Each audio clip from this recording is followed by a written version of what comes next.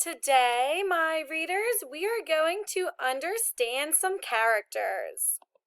Our objectives for today are describe in depth a character in a story, drawing on specific details in the text, and use text details to visualize story characters and how they change. Let's take a look at character traits. Character traits are parts of a character's personality that make them act the way they do. Character traits to describe personality can include grumpy, anxious, romantic, serious, funny, evil, bubbly, optimistic, annoying, creative, intelligent, heroic. These are some traits used to describe personalities. I would describe my personality as bubbly. I'm always smiling. I always have a cheerful attitude. Those are examples of why I am bubbly. In the private comments, please describe a character trait that you would use to describe yourself and tell me why. Pause here to do so.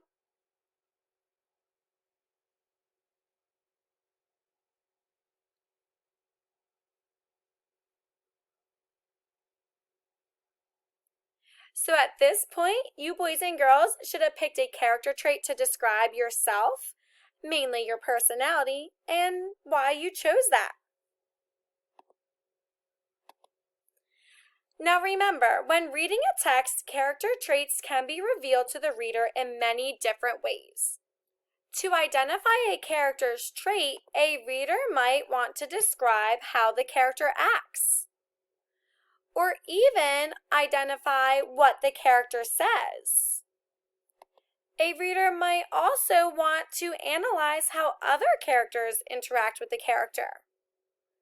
By understanding these three things, you will better be able to identify a character's personality trait. Now we should take a look at the difference between a character trait and an emotion. Remember, character traits are part of the character's personality. An emotion is how a character feels at a specific time. Let's take me, for example. I've already stated that a personality trait of mine is that I am bubbly, and that is because I have a cheerful attitude all the time. Just because my personality is a bubbly personality doesn't mean that I can't be sad and feel sadness at some points in my life. I could feel sad if I had to work a really long day. I could be sad if the Taco Bell line is way too long. But that doesn't mean I have a sad personality. It just means that that is an emotion I am feeling at that particular time. Here's some more examples. A character that is bubbly can still be sad, just like me. Remember, a cheerful character can experience an event that makes them sad or upset. A character that is mean can also be a happy character. Let's take a look at Russel, for example. And my slide is still loading. Boys and girls, please return back to your reading assignment slides. Make sure to click the link to watch the Russel video. Once again, you will want to come up with one character trait of Russel and one reason why he demonstrates that character trait. Pause here and watch the Russel video.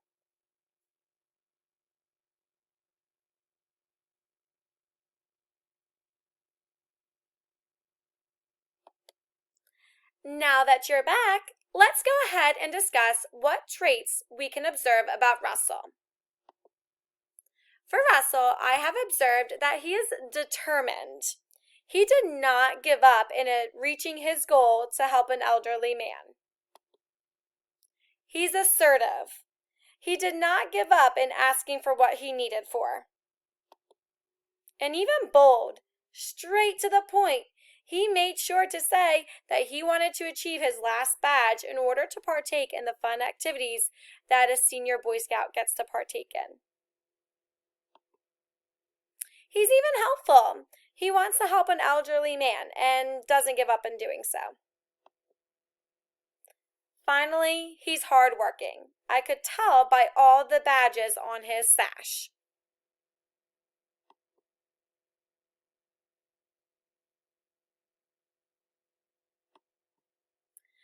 Now remember, character traits can change over time. Important events that happen in a story can cause a character's personality and traits to change. And this happens in real life too.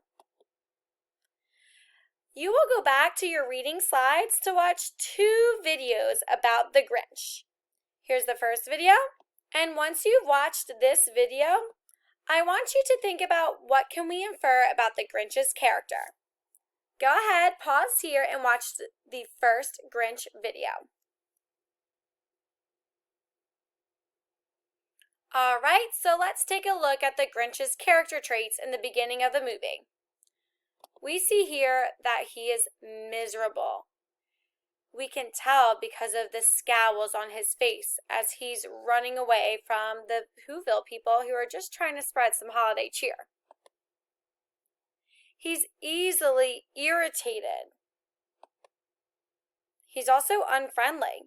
We know this because he chooses not to interact with anybody in town and even walks right past them. I would even consider him unpleasant. I'm surprised these Whoville people are still trying to communicate with him when he's being so rude and grumpy. He's definitely not into the Christmas spirit. Now, boys and girls, I want you to... Oh, also, he's lonely. You can see that he doesn't have any friends or anybody to talk to, but we can tell that that's by his choice. Boys and girls, it is now time for you to watch the second Grinch video. Once you've watched the second Grinch video, I want you to come back and tell me, how has the Grinch evolved and changed? Pause right here to do so.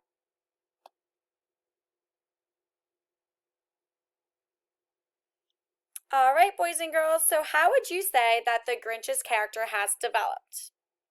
Well, thinking back to what we saw in the beginning of the text, we knew that he was grumpy, lonely, miserable, and unpleasant.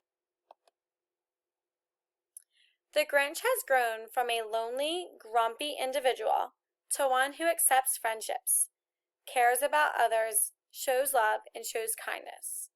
We know he was grumpy because he ran away from the Who people as they were singing a festive song. He even ignored many. He shows his newfound friendliness and love by giving a very sweet toast at Christmas dinner, explaining that he is no longer lonely. He was able to grow by forming a strong bond and lasting friendship with Cindy Lou Who.